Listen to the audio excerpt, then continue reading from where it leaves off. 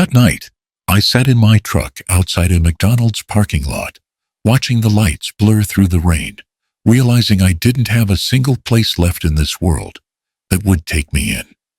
My own son had just told me his wife wasn't comfortable having me stay, so I slept in my damn truck, holding the last $7 I owned, wondering how a lifetime of hard work could end like this. My name's John Miller. I'm 60 years old, and this is the story of how a man who lost everything, his home, his business, his family, found something much greater. It's the story of how I learned that sometimes the sweetest revenge isn't about payback. It's about dignity. If you're watching this right now, hit like, subscribe, and tell me in the comments where you're hearing my story from. I want to know how far my journey has reached. Because trust me, by the time you get to the end, you'll understand why that night in my truck wasn't the end of me. It was just the beginning. It happened fast, too fast for a man who spent his whole life believing hard work could hold the world together. At 11:47 p.m., I sat inside my old '09 Ford Ranger, parked under a flickering light at a Walmart lot off Route 22, watching the little blue screen of my phone flash one last notification: notice of foreclosure. Immediate possession effective tomorrow, 8:00 a.m. Just like that, 35 years of sweat and sawdust gone with one digital message. The rain started again, thin cold, like it had been waiting for this exact moment to wash me out of my own life. I leaned back in the seat, listening to the steady tapping on the windshield, smelling that mix of engine oil, wet upholstery, and hopelessness. Somewhere nearby, a couple kids were laughing, pushing shopping carts, their voices echoing against the empty lot. Life kept moving, just not for me. My name's John Miller, 60 years old, born and raised in Pennsylvania. I used to own a small construction company, Miller & Sons Contracting. Funny name now, since the & Sons part doesn't really exist anymore. You know, they tell you the American dream is simple work, hard play, fair pay. Your bills, love, your family. What they don't tell you is how fast that dream can turn on you the moment a number on a spreadsheet turns red. 3 months ago, I had an office overlooking the Susquehanna River. My crew called me boss. We built homes, schools, and small dreams out of wood and concrete. Now I'm just a man sitting in a pickup truck, trying to remember when my life stopped being mine. It started with the Montrose Project, a high-end housing development outside Pittsburgh. Soil Shift Foundation, cracks lawsuits. The insurance company bailed. The lawyers didn't. By the time the dust settled, I was $1.8 million in debt, and every subcontractor who'd ever shaken my hand was now shaking it in court. I sold the tools, the trucks, even the wedding ring I kept after my wife, Martha, passed away from cancer 5 years ago. I thought maybe I could start over, maybe do handyman work, rent a small place, keep my head down. Then the bank sent their final letter. No emotion, no sympathy, just property to be evacuated within 72 hours. 72 hours to erase a lifetime's time. I tried to tell myself it was just money, just things. But that night, sitting in that truck, staring at the foreclosure notice, I realized it wasn't the loss of the house that hurt. It was the quiet. The silence after everyone stopped calling. The clients who disappeared. The so-called friends who no longer had time to grab a beer once I stopped paying for rounds. I still had one place to go. One person. My son David. He lived 40 miles away in a brand new suburban neighborhood. 3-car garage, spotless lawn, the kind of place you buy when you're trying to prove to the world that you've made it. He worked in finance, married a woman named Linda Sharp, pretty polite when she needed to be. I never quite fit in their world of wine tastings and weekend getaways. Still, I thought, he's my boy. Family helps family. At midnight, I started the truck. The rain hit harder, like the sky was daring me to turn back. I didn't. I drove through the night headlights, carving pale lines through the dark Pennsylvania hills, every mile dragging old memories behind it. I remembered teaching David to drive this same road when he was 16. He used to grip the wheel too tight, like the truck might break free if he didn't hold on. I guess I taught him too well. He's learned to hold on to everything, except me. When I pulled into his driveway, the house looked like something out of a real estate ad. Porch, lights, glowing wreath on the door, not a leaf out of place. My stomach turned when I saw the welcome home sign by the entrance. I sat there for a minute, gripping the steering wheel, trying to find the courage to ring the bell.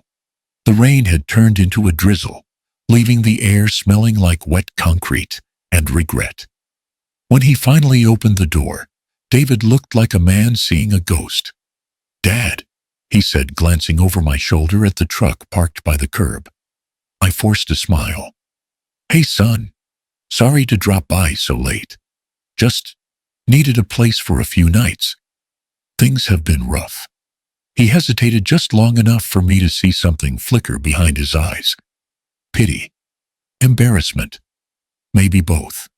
Then I heard her voice from inside. "David, who's at the door?" Linda appeared in her silk robe. Perfect hair, perfect posture, holding a glass of red wine, like she was hosting an evening show. "Oh," she said flatly, seeing me. "John, we weren't expecting you." "I called earlier," I said. "Guess you didn't pick up." She tilted her head, eyes scanning the suitcase by my side, like it was a biohazard. I cleared my throat. "I just need a place to stay a few days until I figure things out. I won't be any trouble." There was a silence, one of those long, heavy ones that fills a house with invisible tension. Then she smiled, that polite, tight smile people use before delivering bad news. "The thing is," she began, "we've got company coming this weekend. David's boss and his wife. You know how small the guest room is." David looked at the floor. Maybe you could get a motel nearby, Dad. Just for a bit." I stared at him, waiting for a punchline that never came. "You're serious," I said quietly. "Linda's just worried," he murmured, still not meeting my eyes. "You know how she gets about space." I repeated the word like glass in my mouth. "I see." Linda folded her arms, trying to look sympathetic. "It's not that we don't want to help John. It's just everyone's under so much stress right now. We barely have the emotional bandwidth for our own problems." Emotional bandwidth. I'd built houses with my bare hands.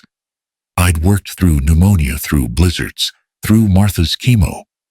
But I guess I ran out of emotional bandwidth somewhere along the way. I forced a smile. "Of course, I understand." David looked relieved, like a man who'd just dodged a moral obligation. "There's a Super 8 down by the interstate," he said quickly. "They've got decent rates." "I'll check it out," I said. He stepped forward to hug me, but it was one of those half-hearted hugs that last exactly long enough to avoid guilt. "Take care of yourself, Dad," he whispered. As the door closed behind me, I stood there for a long time, staring at the porch light, reflecting off the wet pavement. Inside, I heard laughter. Linda's voice, light and easy, like I'd never been there. The Super 8 was full. So was every other motel in town. "Some conference," the clerk said. I ended up back in that Walmart parking lot, same spot as before. I leaned back, watching the rain return heavier now. My phone battery blinked red, just like my bank account. And for the first time in 60 years, I felt truly invisible. That night, as the rain hammered down on the hood of my truck, I realized something that hurt worse than losing everything I owned. Even family can lock their doors on you. The morning after felt colder than any November I could remember. Snow had started falling sometime before dawn, soft and silent, covering the Walmart parking lot like a clean sheet over something dead. I woke up in the driver's seat, my neck stiff breath, fogging the window. My stomach growled loud enough to echo in the cab. I hadn't eaten since a $1 menu burger the night before, and even that felt like a luxury now. The air inside the truck was thick with the smell of wet fabric, cheap coffee, and defeat. For a long minute, I just sat there staring out at the rows of cars and wondering how many of them belonged to people like me, people who had once believed that doing the right thing would somehow protect them. It doesn't. My phone was down to 3% battery, but I still turned it on. Habit, hope. Or maybe I was just waiting for the universe to throw one last punch. That's when it rang. A number I didn't recognize. Out-of-state area code. Hello, I answered, expecting either a scam or another debt collector. The voice on the other end was low, smooth, and unnervingly calm. Mr. John Miller. Yes, I said slowly. My name is Edward Grant. I'm calling on behalf of Mr. Henry Whitmore. He's asked to meet with you as soon as possible. I rubbed my eyes trying to process the name. I think you've got the wrong guy. There was a brief pause. Paper rustling. Then Edward said John David Miller, born May 14, 1965. Former owner of Miller & Sons Contracting, Pennsylvania. The hairs on the back of my neck stood up. How the hell do you know all that? Mr. Whitmore is a very thorough man, Edward said simply. He's also very ill. Time is limited. He insists that he must see you personally. Look, I said if this is about some job or sales pitch, you should know I'm not exactly in a position. It's not that he interrupted, his tone still polite, but firm. Mr. Whitmore has a matter of personal importance to discuss. He will compensate you for your time. Would $1,000 be acceptable for a single meeting? For a moment, I couldn't even speak. $1,000. I hadn't seen that much cash in months. What's the catch? I asked. No catch, he said. You'll receive your travel details within the hour. First-class ticket to New York. A car will meet you at LaGuardia. Your hotel is already arranged, the Essex on 5th. You'll have a room under your name. I looked out at the gray snow falling heavier now, swallowing the world in white. How do you even know where I am? I asked. Edward hesitated for the first time. Mr. Whitmore keeps track of the people who matter to him. That didn't help. Mr. Grant, I don't know this man, I said carefully. You must have the wrong person. There was another silence, this one longer, heavier. Then Edward said quietly, Mr. Whitmore remembers the night on Route 40. He said you saved him. The phone slipped from my hand, landing in my lap. Route 47. 10 years ago. A rainy night, a car burning at the bottom of an embankment, a man trapped inside. I hadn't thought about it in years, not since Martha's funeral, not since I'd tried to lock that memory away. My throat went dry. What did you say Mr. Whitmore remembers? The night on Route 47, Edward repeated. He said you pulled him from a wreck that should have killed him. I pressed my forehead against the cold steering wheel, the memory flashing back so vividly it made my stomach turn, the smell of gasoline, the hiss of steam, the fire lighting up the rain, like hell itself. Are you still there, Mr. Miller? Yeah, I managed. Yeah, I'm here. Then I'll take that as a yes, Edward said. Your flight departs from Harrisburg at 3 this afternoon. A courier will deliver your ticket and an envelope within the next hour. Please be ready. Wait, I said. What's in the envelope? Your travel documents, he said. And something Mr. Whitmore asked me to give you personally. Then the line went dead. I stared at the screen until it dimmed my breath, fogging the glass. The snow outside had thickened into fat, lazy flakes, drifting under the yellow parking lights. I half expected to wake up right there and realize it was all some dream cooked up by exhaustion. But less than 40 minutes later, a black Lincoln pulled into the lot and stopped beside my truck. A man in a long wool coat stepped out holding an envelope. "Mr. Miller," he said. "Yeah." He handed me the envelope and left without another word. Inside was a first-class plane ticket, a reservation for a 5-star hotel in Manhattan, and a crisp stack of $100 bills.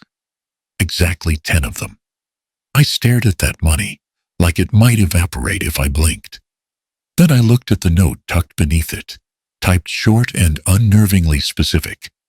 "Mr. Miller, you once showed me mercy when I had none left. I'd like to return the favor before I leave this world. H.W." I read it 3 times before folding it carefully back into the envelope. It made no sense. How could the man from that night, just some stranger I pulled out of a wreck, be Henry Whitmore, the billionaire owner of Whitmore Industries? The name was everywhere, shipping real estate tech investments. The man practically owned half the East Coast. But if it was true, if this was really him, then why now, why me? The rest of that morning was a blur.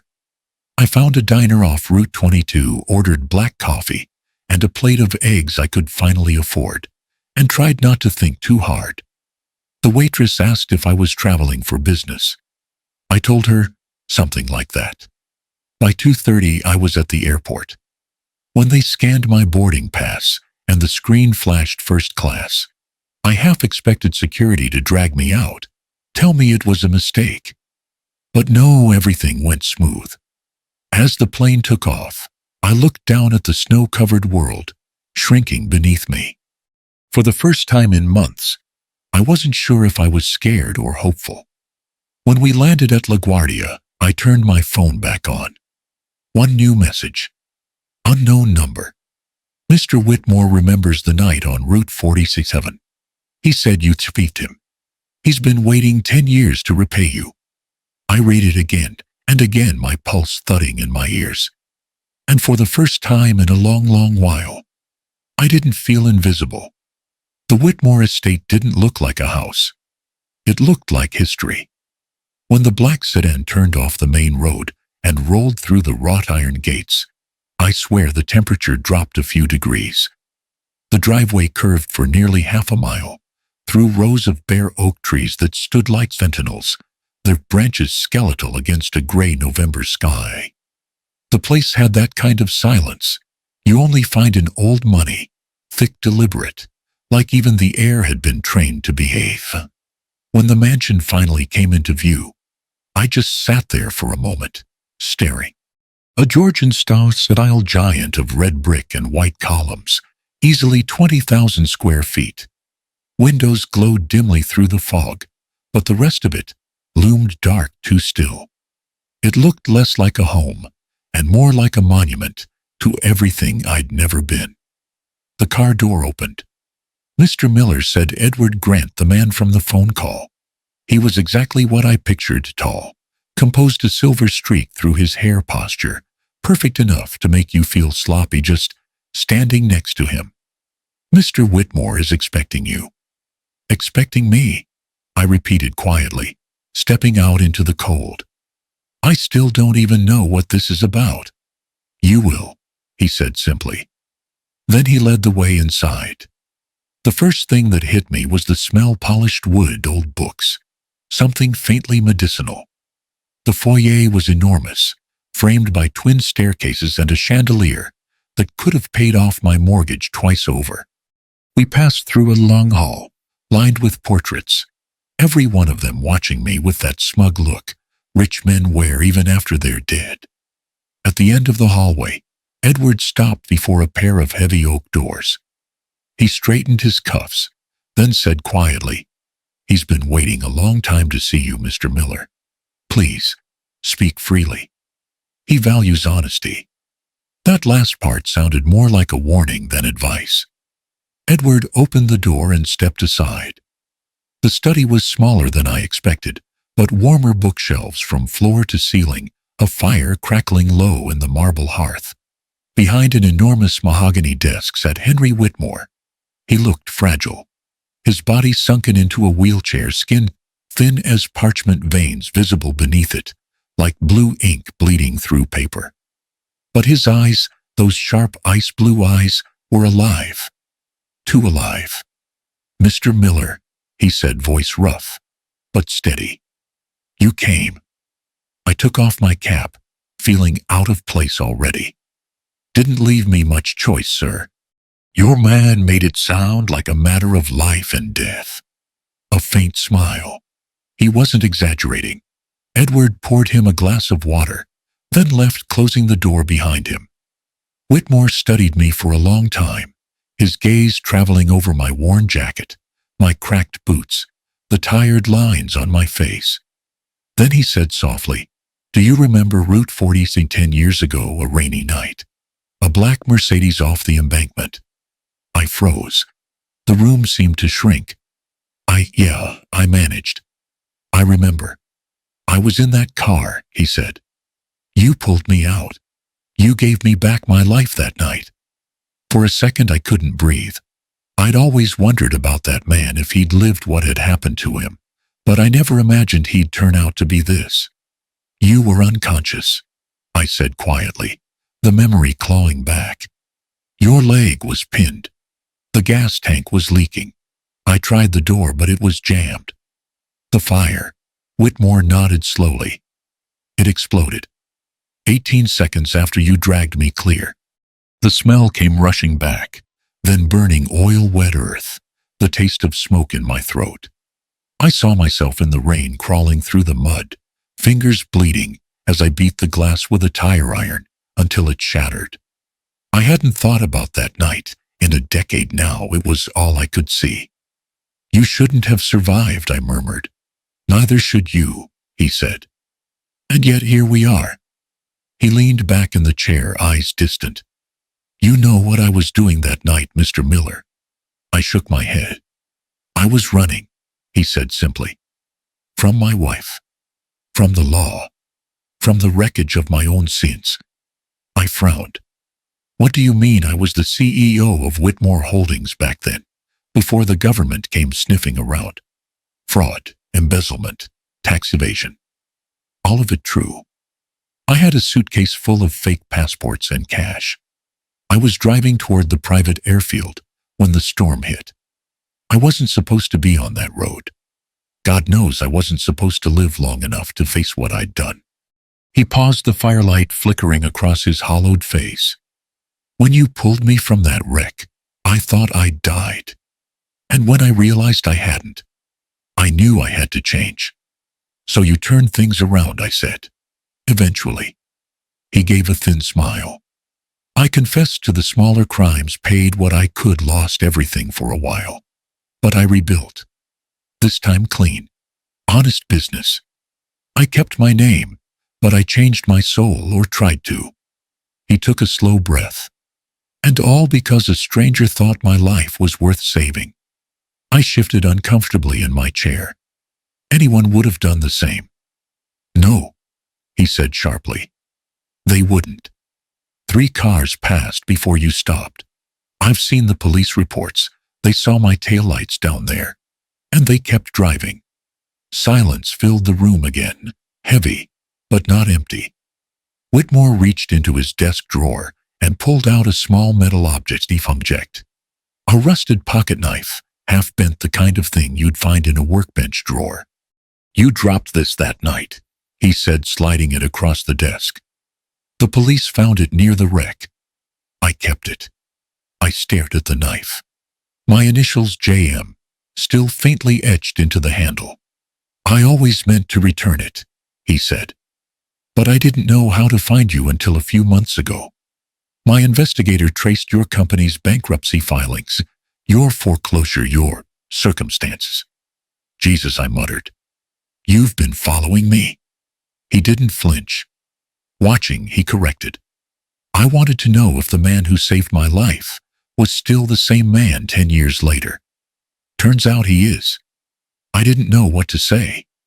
The fire popped. Somewhere outside, a gust of wind rattled the old windows. Then Whitmore's tone changed, quieter but sharper. "I'm dying, Mr. Miller. Pancreatic cancer. My doctors give me weeks, maybe less. I've made peace with that. But before I go, I intend to settle my debts. I shifted forward, uneasy. You don't owe me anything. He smiled faintly. I owe you everything. He reached for another folder, thick sealed with a wax stamp, and pushed it toward me. In here, he said, is my final will and testament. As of last month, everything I own, the company, the estate, the accounts, will pass to you. I stared at him, sure I'd misheard. To me. Yes, he said simply. That's insane, I blurted. You have children, a family. His expression darkened. 2 children, Ethan and Caroline. They haven't spoken to me in years. They'll speak soon enough when they smell money. But they won't be speaking to me. I pushed the folder back toward him.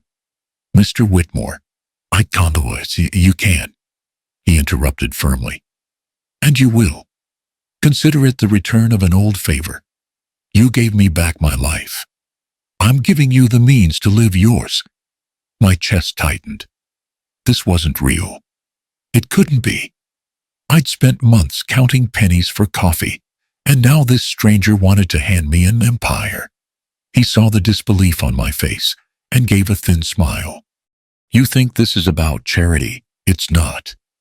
This is about balance, about setting things right before the lights go out. I ran a hand over my face. I don't even know what to say. He wheeled himself closer, his voice dropping to a whisper. Then say nothing yet. Just listen. You'll have enemies soon, Mr. Miller. The kind that smile to your face while sharpening knives behind your back. They'll come for you, pretend to care, pretend to mourn me. But make no mistake, he paused, his eyes burning into mine. You will inherit everything I own, but you must know who's watching you. The fire had burned down to embers when Henry reached for a stack of folders from the credenza beside him, thick binders each marked with a name printed neatly on white tabs. Mr. Miller, he said, voice gravelly, but focused, you've lived an honest life. I know that, because I've watched it fall apart piece by piece. But I also know the hands that helped tear it down. He pushed the top folder toward me. The tab read, Miller David, Confidential. I stared at it, my stomach tightening.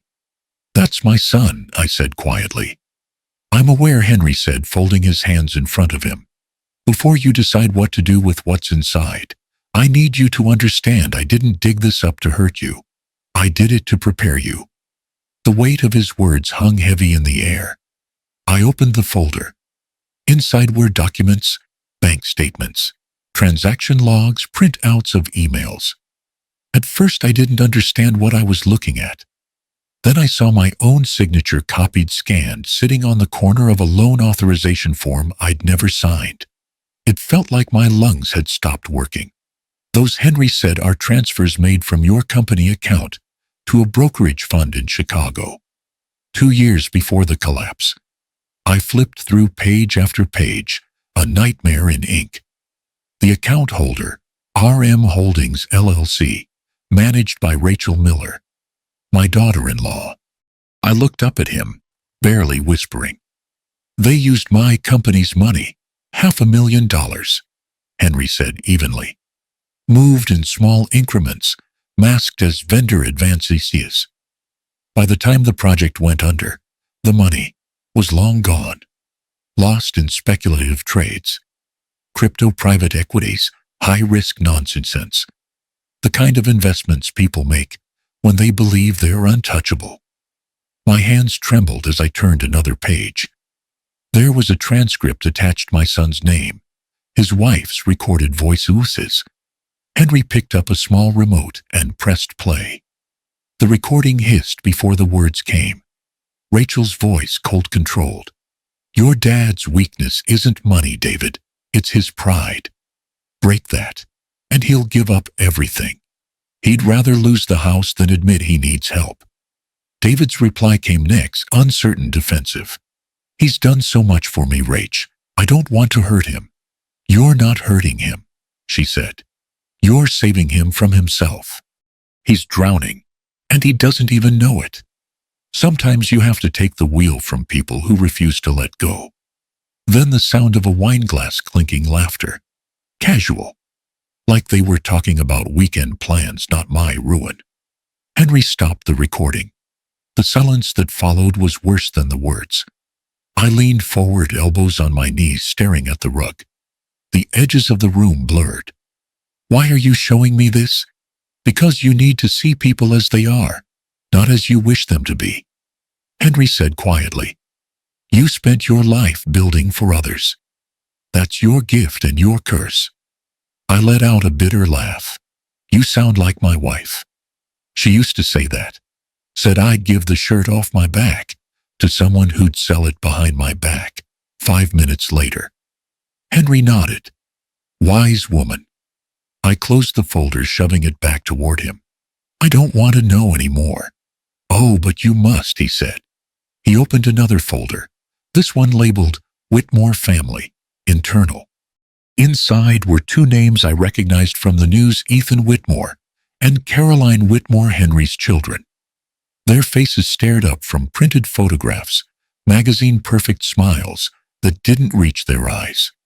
I told you my children would come for you, Henry said. They already have. 2 weeks ago, my son tried to bribe the family lawyer into drafting a revised will, one that would restore his inheritance. My daughter contacted a judge she used to date, asking about Kiltomsi contesting legal capacity. They assume I'm too far gone to stop them. Are you? I asked. His eyes glinted, almost amused. Not yet.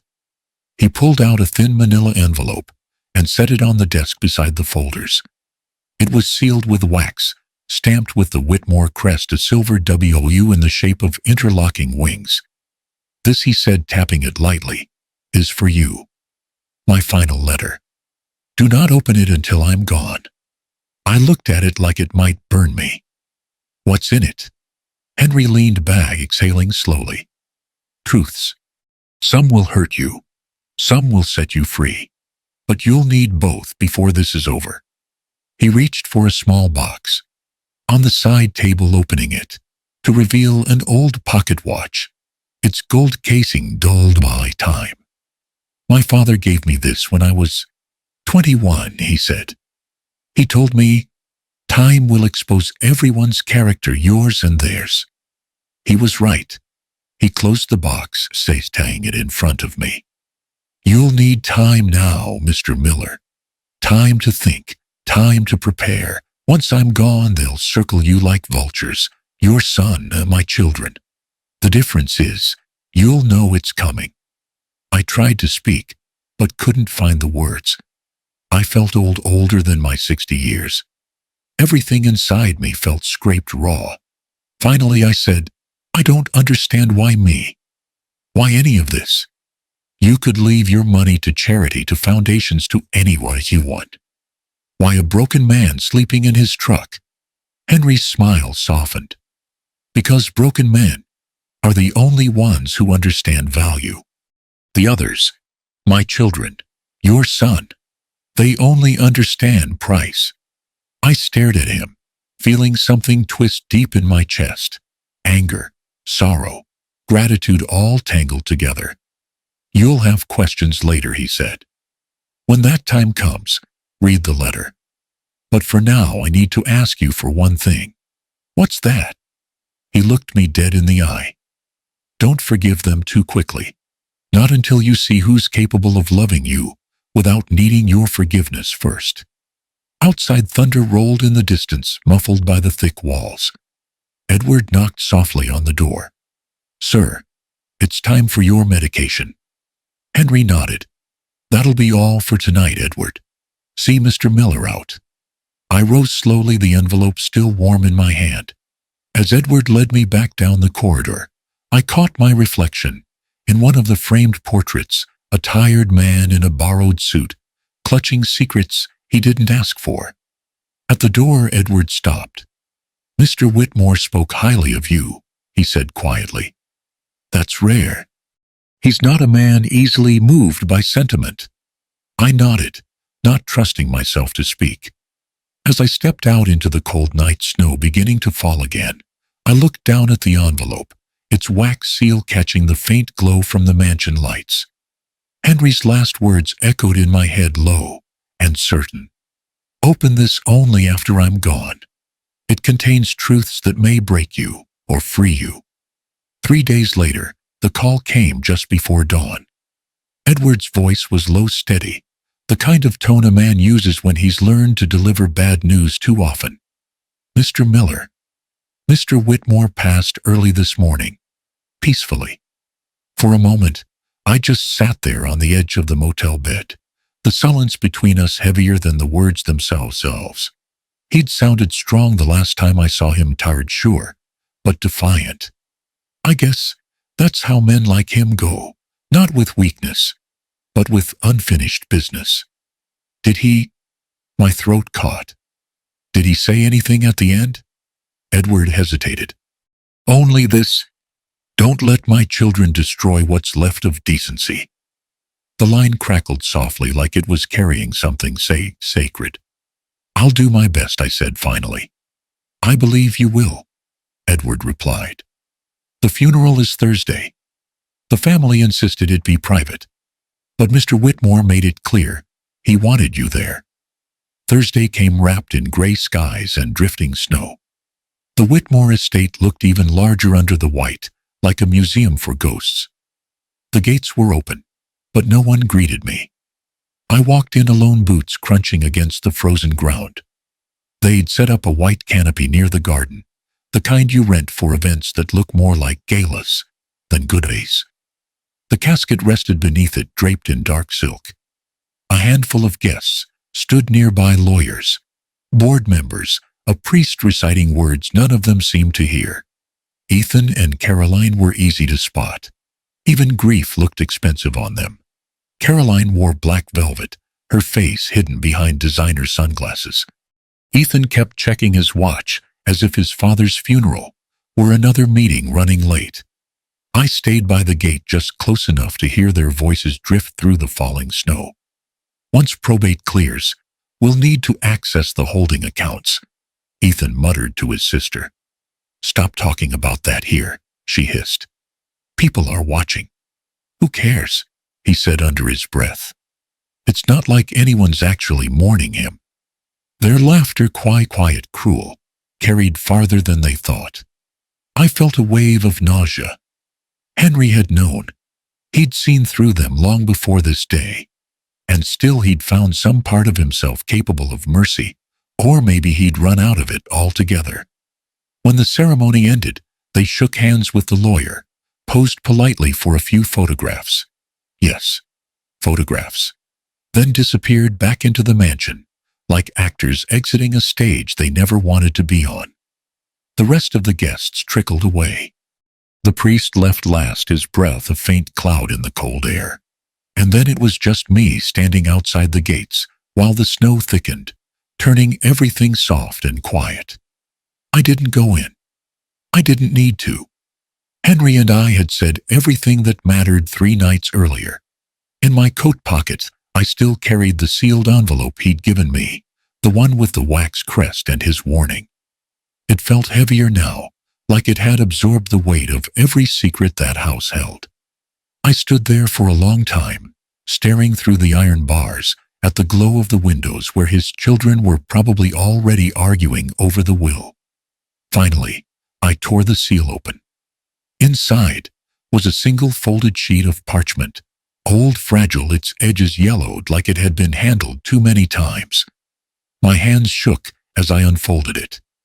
It was a copy of Henry's original will. The names written in elegant cursive across the top read, Beneficiaries, Ethan Whitmore, Caroline Whitmore. Except those names had been crossed out, hard, angry strokes of black ink, slashing through them until they were nearly unreadable. And below them, written in Henry's own unmistakable hand, were 2 new words, John Miller. At the bottom, beneath the signature, was a single handwritten line. They'll come for you next. The paper trembled between my fingers. I looked up at the mansion, its windows glowing faintly through the snowfall, and for the first time, I understood what he meant. The inheritance wasn't a gift. It was a loaded weapon. And now it was pointed straight at me. The law firm sat on the top floor of a marble building in Midtown Manhattan, the kind of place that made you whisper without knowing why.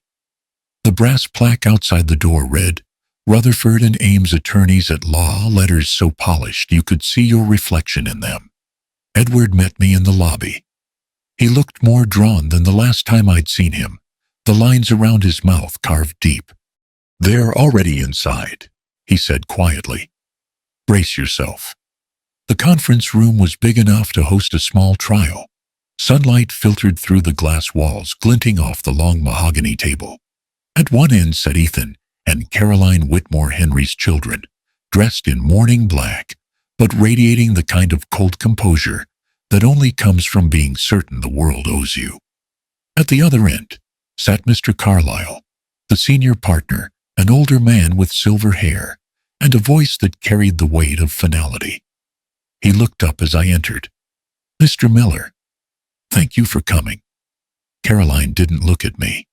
Ethan did, and if looks could kill, I'd have dropped on the spot. Carlyle cleared his throat, adjusting his glasses.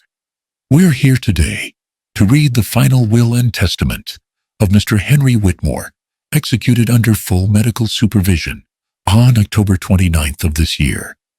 The sound of papers rustling filled the silence. Outside, the wind howled faintly against the tall glass windows, but inside, you could have heard a heartbeat.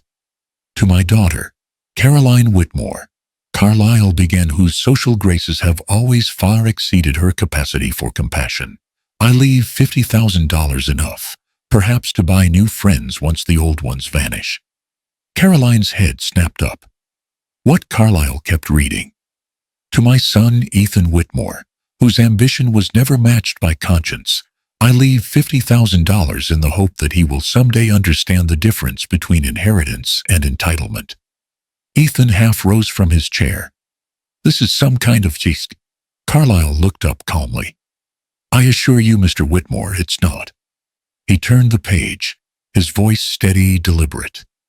"The remainder of my estate, valued at approximately $612 million, including all business holdings, real estate, and financial assets, I leave to Mr. John David Miller of Pennsylvania." The words hung in the air, sharp and final. No one breathed. Caroline's hand went to her mouth. Ethan just stared at me like he was seeing a ghost. Then he laughed, short, bitter, unbelieving. "You've got to be kidding me." Carlyle didn't flinch. "This document was notarized, recorded, and witnessed according to New York state law. It is valid and binding." "He brainwashed him," Ethan shouted, slamming his palm on the table. "This guy manipulated my father when he was dying. Everyone knows old men get sentimental at the end. He probably fed him some sob story about saving a cat from a tree or whatever." "Ethan," Caroline hissed, tugging at his sleeve, but he shook her off. Carlyle raised a hand. "Mr. Whitmore, please, you'll want to hear the rest." He pressed a button on a small remote. The lights dimmed. A monitor on the wall flickered to life. And then Henry appeared.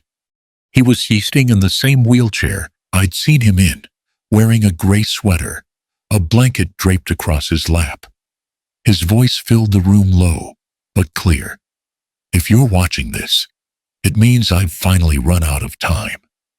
Ethan, Caroline, you've both had every advantage this world could offer. And yet when it mattered most, neither of you offered anything in return. You waited for my death. John Miller gave me life. That's all there is to it." Ethan sank back into his chair, face drained of color. "Don't waste your breath contesting this," Henry's voice continued. "The courts will find no error. The medical records, the legal filings, all airtight. I made sure of that.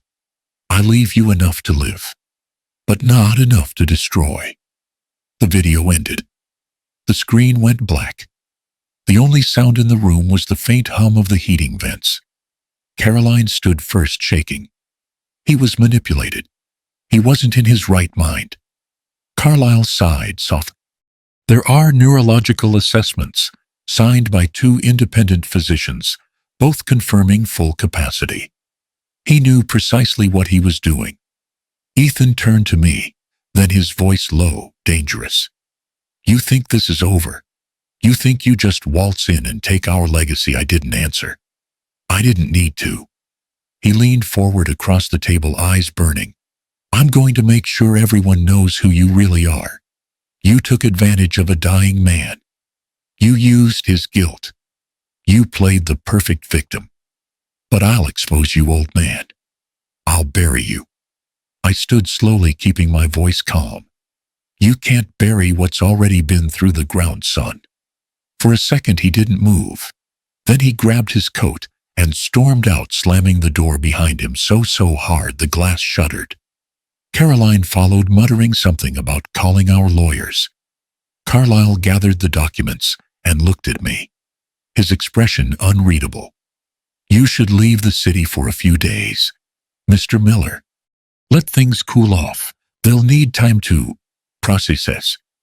I've got nothing to hide, I said. That may be true, he replied, but they have everything to lose.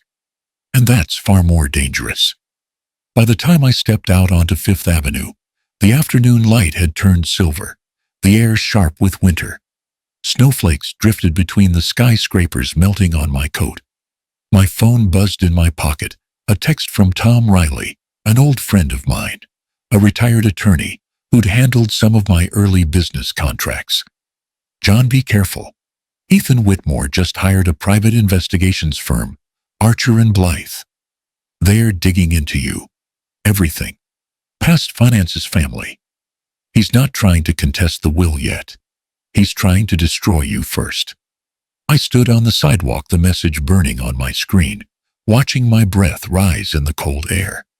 Henry's warning echoed back in my head. They'll come for you next. And now I finally understood. The war had just begun. The story broke 2 days later. Homeless man inherits $600 million from dying industrialist. They printed my face, creased, unshaven, taken from a driver's license photo. I'd rather forget, beside headlines written by people who'd never worked a hard day in their lives. Overnight, I went from invisible to infamous. Reporters camped outside the motel. TV trucks idled near the entrance. They called me everything from a miracle of fate to a con artist who played a billionaire's guilt. I stopped answering the phone after the first 50 calls. Then one name flashed across the screen that made me freeze: David Miller. I stared at it until the screen dimmed. Then I answered. Dad. His voice cracked, practiced just enough to sound sincere. It's me, I said flatly. We saw the news, Rachel and I, got Dad. We were shocked. We had no idea. Listen, we've been thinking a lot about how things ended between us. I leaned against the wall, staring out the window at the snow-lit parking lot. You mean the part where you locked your front door? He sighed. I deserve that. But we were scared, okay? Everything happened so fast. Rachel's been crying since she saw the story. She feels terrible. We both do. I almost laughed. Rachel crying. The woman could freeze tears before they reached her eyes. Dad, he continued, Rachel wants you to come over. She made dinner. Just us. No press. No Kiaras. We want to make things right. I let the silence hang long enough for him to start fidgeting on the other end. Then I said, all right, I'll come. Their house looked exactly like it always had. Perfect. The kind of perfect that smells like bleach and insecurity. Christmas lights were already strung up along the porch, though it was only early December. Rachel opened the door before I even knocked. She was dressed for a Hallmark movie soft sweater, pearl earrings, solidly polished to a mirror finish. John, she said, her voice trembling just enough to sound human. It's so good to see you. She hugged me tightly, too tightly, the way people do when they want to make sure you can smell their perfume and their guilt at the same time. Inside the dining table was set like a magazine spread. Candles, wine, the good silverware I'd helped them buy for their wedding. David stood at the end of the table smiling like a man who'd just found religion. "Dad," he said, voice full of warmth that wasn't there before. "You look great." "I look the same," I said. He chuckled awkwardly. "You've always had that dry humor." Rachel poured me a glass of wine I didn't ask for. "We're so sorry about everything," she began softly. "We handled things terribly. We should have been there for you." David nodded like a puppet.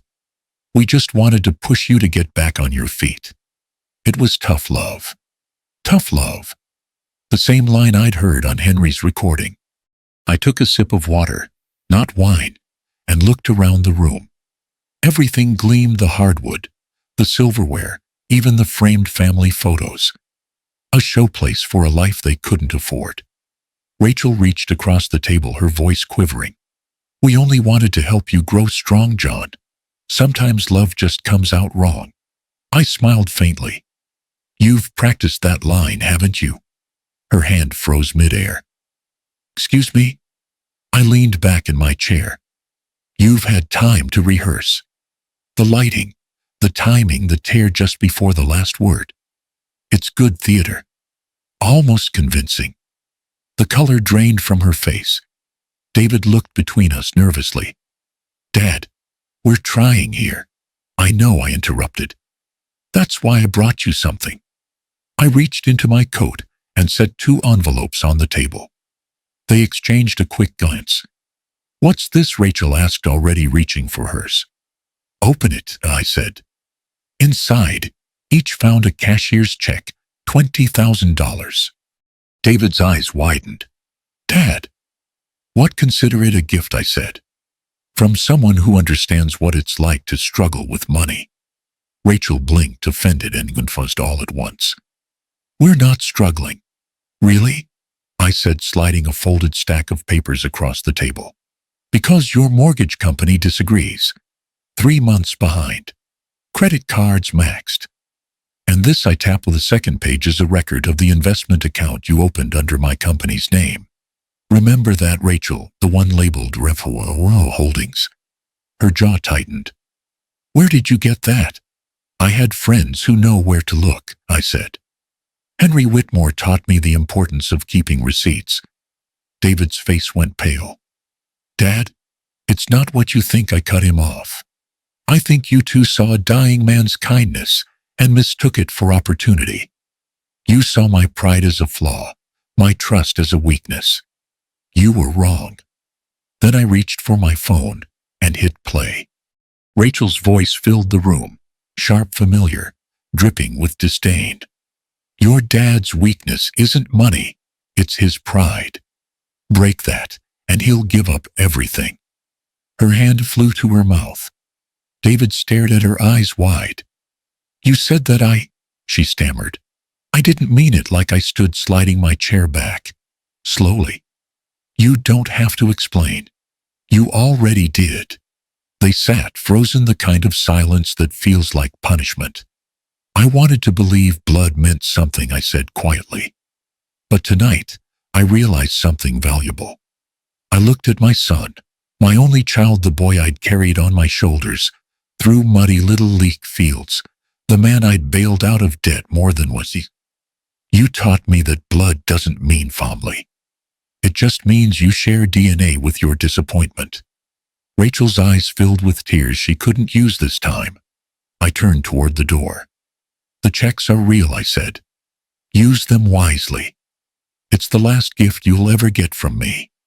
As I stepped outside, the wind cut across the driveway, carrying the faint sound of Rachel's sobs and David's voice, breaking under the weight of his own silence. I didn't look back. For the first time in a long time, I didn't need to. The lawsuit hit faster than winter rain. 2 weeks after the will, reading headlines screamed across every news channel: Whitmore heir accuses beneficiary of manipulating dying father. Was Henry Whitmore of Sound Mind mystery man faces $600 million legal challenge. My face was everywhere again, Every website, every morning talk show, every smug expert, debating whether I was a hero or a parasite. By the time the subpoena arrived, I'd stopped checking the mail myself. The courthouse smelled like old wood and ego. A dozen cameras lined the steps outside, flashing like lightning as I walked in with my attorney, Linda Becker, a woman with sharp eyes and a sharper mind. She'd been Henry's legal counsel once years back, before the family turned on her too. "Don't talk to the press," she murmured as we entered. "Ethan's team has been feeding them stories for days." "Stories," I said. "They are calling me a con man who preyed on an old man's guilt." She shrugged. "That's not a story. That's strategy." Inside, Ethan sat at the plaintiff's table with his high-priced lawyers, men in dark suits and expensive watches who looked like they charged by the breath. Caroline sat beside him, all diamonds and disdain. When the judge entered, the noise fell away. The hearing began. Ethan's lawyer, a tall man with perfect posture named Grantley, opened like a theater performer. "Your Honor, my client contends that John Miller, a man of modest means, befriended and psychologically manipulated Mr. Whitmore during the final months of his life. Through undue influence, he persuaded a vulnerable dying man to alter his will, diverting hundreds of millions away from Whitmore's rightful heirs." He paused for effect, letting the words "undue influence" hang in the air like smoke. I could feel every eye in the courtroom turning toward me. Linda rose. Her voice was steady, calm, surgical. "My client didn't manipulate anyone. He saved Henry Whitmore's life 10 years before this will was written. What happened wasn't influence, it was gratitude." Grantley smirked. "Gratitude doesn't explain a complete reversal of a lifetime's estate planning." Linda smiled slightly. "No, but guilt and greed do." A ripple of laughter ran through the courtroom. Ethan glared at her. The trial stretched for days. Every hour felt like a year. Reporters filled the gallery. Strangers whispered behind my back. They dissected my life like vultures, every failed project, every debt, every missed payment. At one point, Grantley even held up a photo of my old truck and said, "Does this look like the vehicle of a man qualified to manage $600 million? Linda didn't flinch. "That truck," she said, "was parked on Route 47 the night Mr. Miller risked his life to save Henry Whitmore from a burning car. So yes, counselor, it looks exactly like the vehicle of the right man." On the fourth day, Grantley called Edward Grant to the stand. Ethan's smirk said he thought he had this one in the bag. But when Edward entered, calm, dignified, the picture of integrity, I saw the flicker of unease on Ethan's face. "Mr. Grant," Grantley began, "you were employed by the late Mr. Whitmore for over 30 years. "Yes," Edward said, "until the day he died." "And you claim to have witnessed Mr. Whitmore's declining health." "I witnessed his illness," Edward corrected, "but not his decline." Grantley frowned. "You're suggesting he was fully competent." "I'm not suggesting it. I'm confirming it," Edward said evenly. Mr. Whitmore was lucid until the very end. He anticipated exactly this sort of challenge. "Objection," Grantley began, but Edward reached into a folder and held up a small USB drive. "This," he said, "is a video recorded 6 days before Mr. Whitmore's death. It was meant to be opened only if his will was contested. It contains his handwritten letter, read aloud by him personally, confirming his final wishes." The courtroom buzzed. The judge leaned forward. "Admitted into evidence." Grantley went pale. Ethan whispered something sharp under his breath. The video played on the courtroom monitors. There was Henry, thinner, frailer, but unmistakably clear-eyed. "If you're watching this, then my children are doing exactly what I expected, trying to reclaim what they lost, not because they loved me, but because they can't bear to lose control. I leave everything to John Miller because he is the only person whoever gave without taking. This isn't manipulation, it's redemption. When the screen went dark, no one spoke. During cross-examination, Linda approached Ethan. "Mr. Whitmore," she began, "when was the last time you called your father before his death?" Ethan shifted in his seat. "That's irrelevant." "Answer the question," she said. He hesitated. "A year ago. Maybe 2. She nodded. "And when was the last time you saw him?" He swallowed hard. 5 years. 5 years, she repeated softly, pacing in front of the jury. "And yet you claim to know his state of mind better than the man who sat by his side during his last breath." Grantley tried to object, but it didn't matter. The silence spoke louder than any argument. When the verdict came, the courtroom was so still it felt like the world had stopped breathing. The judge looked over his glasses. "The court finds no evidence of coercion, manipulation, or undue influence. The will of Henry Whitmore stands. All claims are dismissed." The sound that escaped Caroline's throat wasn't human, a hiss of disbelief. Ethan stood so fast his chair toppled over. I didn't smile. I just closed my eyes, exhaled, and felt something uncoil inside me. Not victory exactly. More like relief. Linda put a hand on my shoulder. "You're a free man, John." "Free," I said quietly. "That's worth more than the money." Outside the courthouse, the cameras were waiting again, shouting questions I didn't answer. I kept walking until I reached the black car, waiting by the curb. Linda handed me a small envelope, the firm's seal pressed into the corner. "This came from Henry's estate lawyer this morning. Said it was meant for you after the ruling." I turned it over in my hands. The handwriting on the front was Henry's, shaky but familiar. Inside was a single note on his stationery. "John, there's something else you haven't seen about your own family. Look deeper. H.W." I stared at the words until they blurred. The war with the Whitmores was over, but a new one, the one closest to home, was just beginning. The envelope had been sitting on my kitchen table for hours before I finally opened it. Outside, the wind howled like an old grief that refused to die. The snow beat against the windows, white and endless, erasing the world beyond the glass. Inside the envelope was a single file. A name typed neatly on the tab, David Miller, confidential. My hands shook as I opened it. It wasn't gossip or speculation, it was evidence. Copies of internal audits, signed affidavits, even bank routing slips. Each document told a story I didn't want to read. Henry had been thorough. Too thorough. At first, I couldn't make sense of the numbers, but then the pattern started to emerge: small transactions, hidden in subcontractor payments, all leading back to a single ghost account. Account name, Miller Construction Holdings. Authorized signatory, David Miller. My breath caught in my throat. The transfers matched the same dates my company started to sink, the same weeks the insurance claim on our biggest project had been denied.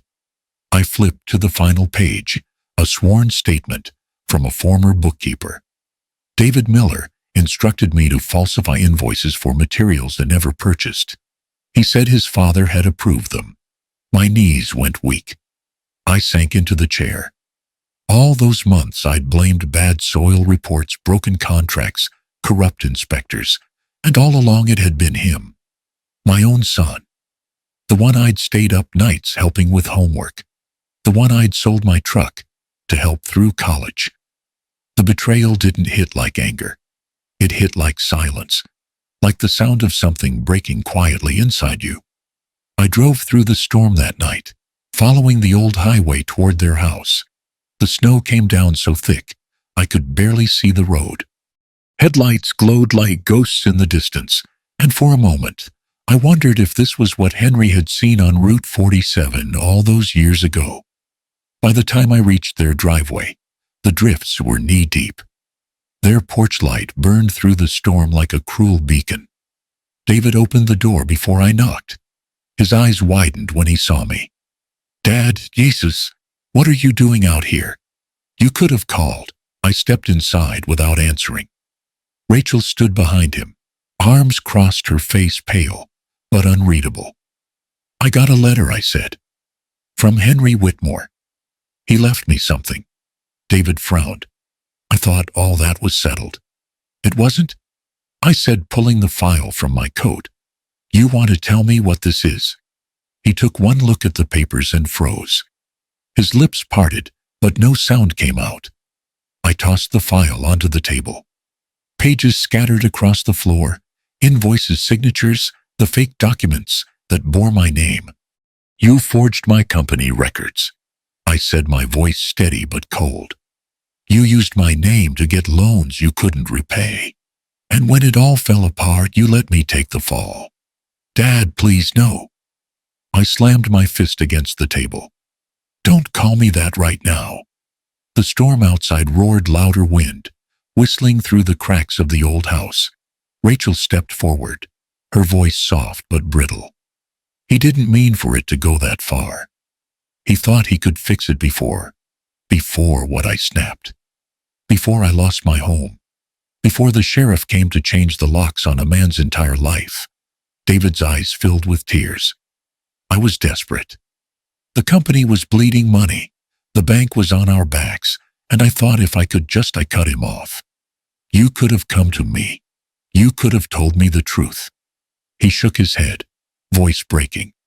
I couldn't. You were proud. You always said Miller men handle their own messes. I didn't want you to see me fail. I stared at him, the irony so sharp it almost made me laugh. You didn't just take my money, I said quietly. You took away my belief that I raised a good man. He sank to his knees right there in the living room, the weight of it all collapsing him. Please, Dad. I'll do anything. Just, please forgive me. Rachel didn't move. Her eyes glistened, but she didn't speak. Maybe she'd known all along. Maybe she was too tired to pretend anymore. I looked down at the man I'd once called my son, the boy who used to hold my hand walking across icy sidewalks, and felt something shift inside me. I wasn't angry anymore. Not exactly. I was done. I reached into my coat, pulled out a folded piece of paper, and placed it on the table beside the scattered evidence. Then I turned toward the door. Dad, he choked out, voice cracking. Please, say something. I looked back at him, once the snow swirling behind me through the open doorway. I already did. He reached for the paper with trembling hands.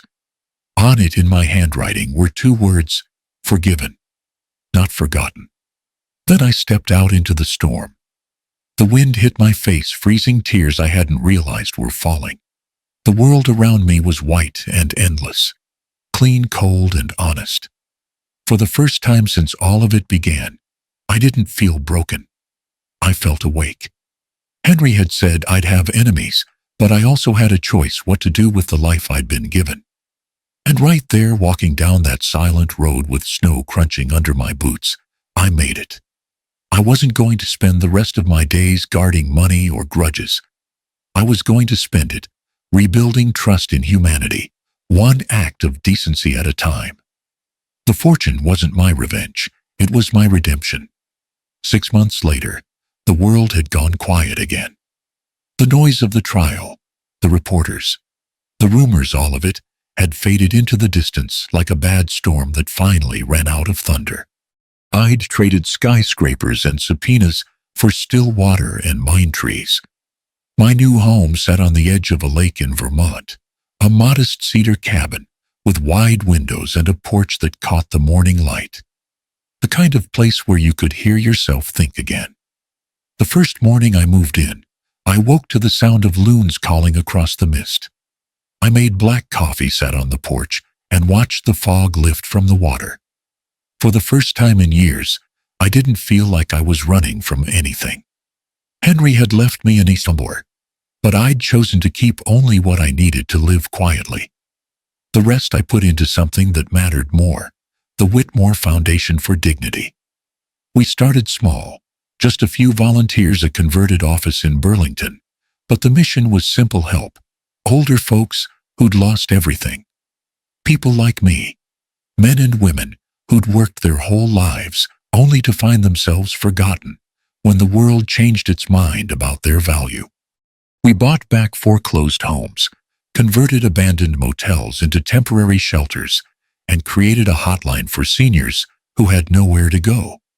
The first man we helped, a retired mechanic named Frank, hugged me so tight I thought my ribs would crack. This foundation, he said, gave me a reason to wake up again. And that's when I realized something I'd been too bitter to see before. Helping others doesn't erase your scars. It turns them into light someone else can follow. That evening, as the sun sank behind the trees, I poured myself a glass of red wine and sat by the window. The lake was calm. A mirror for the fading skis. On the table beside me was a framed photograph of Martha, my wife, smiling the way she always had before life got complicated. I raised my glass toward her picture. "Martha," I said softly, "I learned that wealth doesn't change who you are. It just reveals who never really cared." The wind brushed through the pine branches outside, carrying the scent of rain and earth.